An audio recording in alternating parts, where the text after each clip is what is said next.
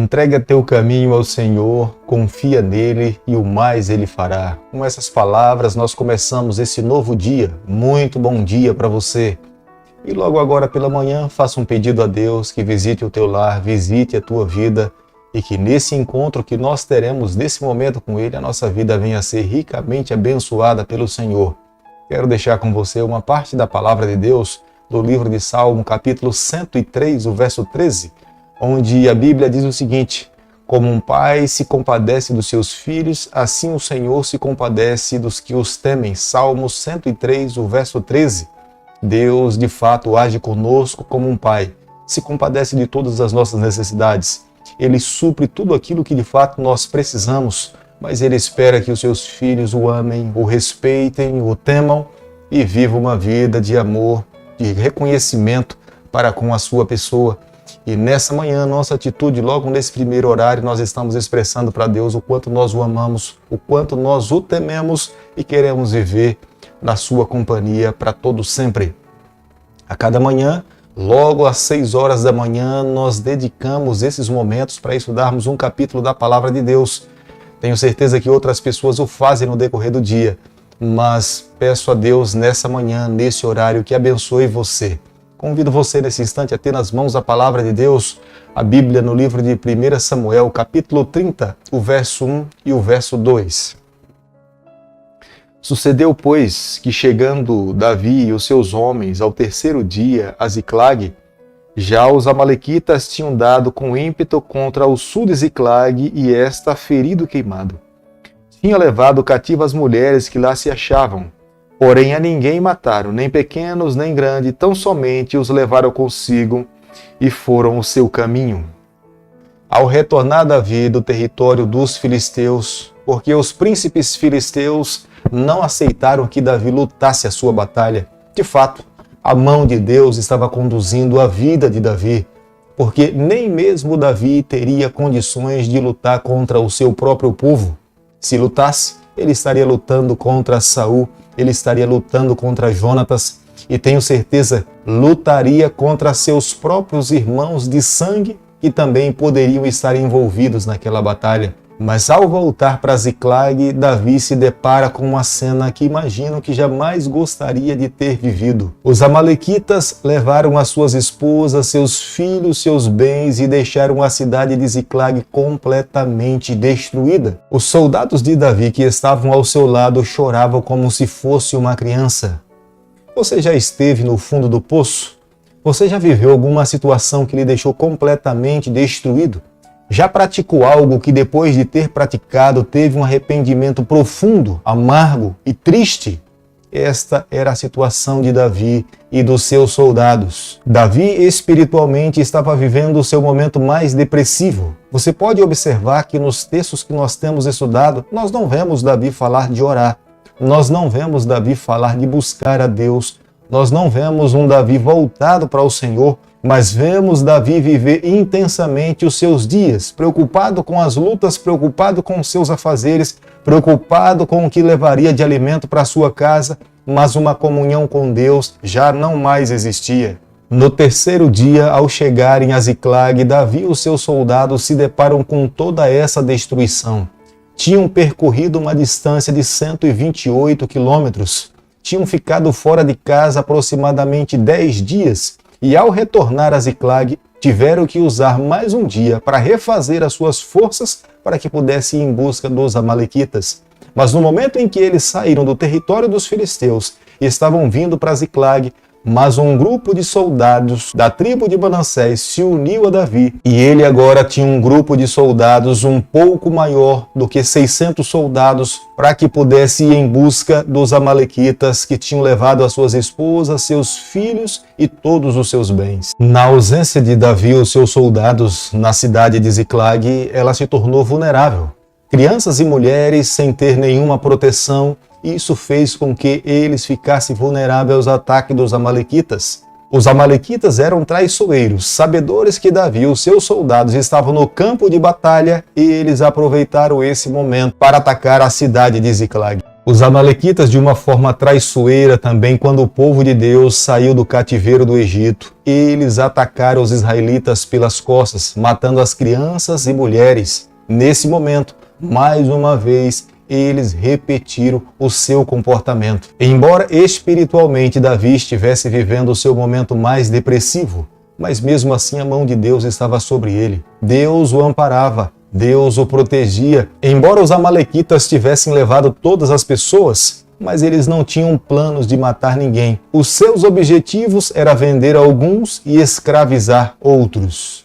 Creio que nessa manhã eu e você nós precisamos parar para fazermos uma reflexão. Embora Davi tivesse necessidade de fazer incursões, se envolver no trabalho para trazer o pão de cada dia para a sua família, Davi agiu de uma forma negligente. Ele deixou as suas esposas e os seus filhos de uma forma vulnerável. Na luta diária para conquistar o pão, ele deixou vulnerável aquilo que era mais precioso, que era a sua família. Eu e você, nessa manhã, nós precisamos parar para refletir como nós temos cuidado dos nossos familiares. É o nosso maior bem, é o que de mais precioso o Senhor nos concedeu. Se nós ganharmos o mundo inteiro, se nós enriquecermos, mas perdermos a nossa família, de nada valeu ganharmos toda a fortuna. Nós podemos ser heróis fora de casa, como Davi era, mas se não formos heróis dentro da nossa casa, de nada adianta matarmos um gigante lá fora, se não vencermos as nossas batalhas dentro da nossa própria casa. Por isso que nessa manhã nós precisamos parar para refletir como que nós temos usado o nosso tempo, o quanto temos investido na nossa família, o quanto nós temos trabalhado para fazer com que os nossos laços familiares cada vez mais se fortaleçam. A família é o maior bem que Deus pode conceder a um ser humano e nós não podemos menosprezar essa bênção do Senhor. É a razão pela qual os soldados de Davi, após esse desastre, eles tentaram apedrejar a Davi. O coração daqueles homens não podiam suportar tamanha dor, embora soubessem da capacidade da bênção de Deus sobre Davi, mas eles sabiam que Davi não tinha dado a devida atenção para as suas famílias. E o estado de desespero era tamanho que eles pensavam que apedrejando a Davi iria amenizar a dor que eles tinham no coração. Eu não sei se nessa manhã tenho falado para alguém que tem vivido momentos de desespero como aqueles homens. Choravam, se debruçaram ao chão e não sabiam o que fazer. Mas quando nós olhamos para a palavra de Deus, nós vemos que Davi se refugiou no Senhor. Diante da situação que estava vivendo, ele sabia que a única saída era recorrer aos pés do Senhor. E é o que Davi faz. Reanimou-se no Senhor. Procurou Abiatar e pediu para que consultasse a Deus para saber qual era a vontade de Deus.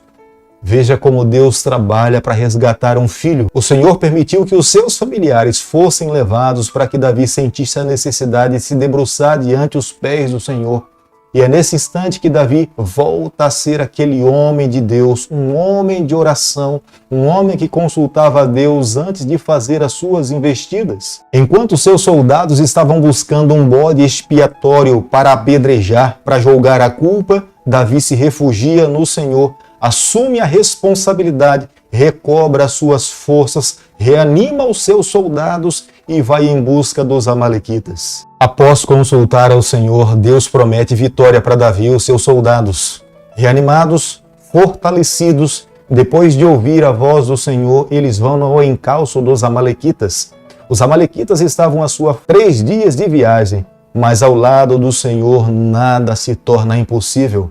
Quando nós estamos seguindo as orientações de Deus, tudo o que nós fazemos ao lado do Senhor se torna possível. 1 Samuel, capítulo 30, o verso 18, a Bíblia diz o seguinte: Assim Davi salvou tudo quanto havia tomado os amalequitas, também salvou as suas 2 mulheres. Ao lado de Deus, as nossas batalhas se tornam possíveis. No 3º dia, Davi se depara com os amalequitas acampados. Eles estavam festejando porque com ímpeto tinham atingido o território de Judá e a cidade de Ziclag, e era um momento para celebrar as suas conquistas. Mas foi nesse momento que Davi, com os seus soldados, chegou e matou a todos. Apenas 400 jovens amalequitas fugiram montados nos seus camelos, mas nenhuma pessoa da família de Davi e dos seus soldados perdeu a sua vida, e Deus permitiu que Davi e os seus soldados reconquistassem tudo o que era deles. Veja como um homem segundo o coração de Deus deve proceder após uma batalha, após uma vitória. Muitos, após uma batalha, ao alcançarem a vitória, poderiam atribuir a vitória à sua capacidade, à sua condição física ou à sua estratégia e inteligência militar. Mas Davi não age dessa maneira. Davi atribui a Deus. Davi reconhece que a mão de Deus estava sobre a sua vida. Davi, na verdade, acreditava na bênção de Deus sobre ele e sobre os seus familiares, e era dessa forma que ele se voltava para o Senhor. Creio que nessa manhã, eu e você, nós precisamos lutar com Deus no campo da oração, no campo espiritual, cobrando de Deus as bênçãos que Ele prometeu sobre a nossa vida. Se Ele prometeu abençoar a nossa família, nós precisamos advogar essa bênção das mãos do Senhor. Se Ele protegeu estar ao nosso lado em todo momento da nossa trajetória, nós precisamos advogar e cobrar de Deus essa bênção sobre a nossa vida. Nós precisamos lutar com Deus, interceder pela bênção dEle sobre a nossa vida, para que nós consigamos viver uma vida feliz. Querido amigo, nessa manhã, ao concluirmos o capítulo 30 do livro de 1 Samuel, nós precisamos, para refletirmos em alguns pontos. Primeiro deles, nós precisamos ser muito fortes fora do nosso lar, no nosso trabalho, no dia a dia, para trazermos o pão de cada dia para a nossa casa. Nós não podemos nos esquecer, nós precisamos também ser heróis de guerra dentro da nossa casa. Se nós alcançarmos as maiores vitórias fora do nosso lar, mas se perdermos as batalhas dentro da nossa casa, de nada adiantou vencermos lá fora se fracassarmos dentro do lar. Eis a necessidade que temos a cada dia de buscarmos ao Senhor para vivermos uma vida. Diante dos problemas que nós enfrentamos na vida, jamais se esqueça, nós precisamos agir como um homem segundo o coração de Deus. No momento mais difícil da sua trajetória, após perder a sua esposa, os seus filhos, Davi se refugia no Senhor. Não havia um braço mais seguro para que ele pudesse se refugiar do que nos braços do Senhor. E é em Deus que Davi recobra as suas energias para que possa ter condições suficientes para ir em busca da sua família que estava sob custódia dos amalequitas. Se nós pensamos que não ter tempo para Deus, nós estamos ganhando tempo para a nossa vida, é a maior loucura que nós podemos fazer nessa terra. O maior tempo que nós podemos ganhar é o tempo que nós investimos para ficarmos ao lado do Senhor. As outras coisas são secundárias. Davi teve que aprender essa triste lição no momento mais difícil da sua história, da forma mais difícil na vida de um ser humano. Foi perdendo a sua esposa e os seus filhos que ele aprendeu que deve primeiramente buscar ao Senhor, consultar ao Senhor antes de fazer qualquer outra atividade.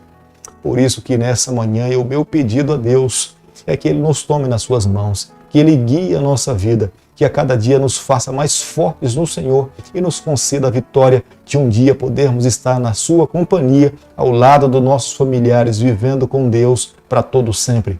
Querido Pai, nas Tuas mãos, nessa manhã nós nos colocamos, confessamos as nossas falhas, fica conosco no decorrer desse dia, nós oramos, nós pedimos e o fazemos em nome de Jesus.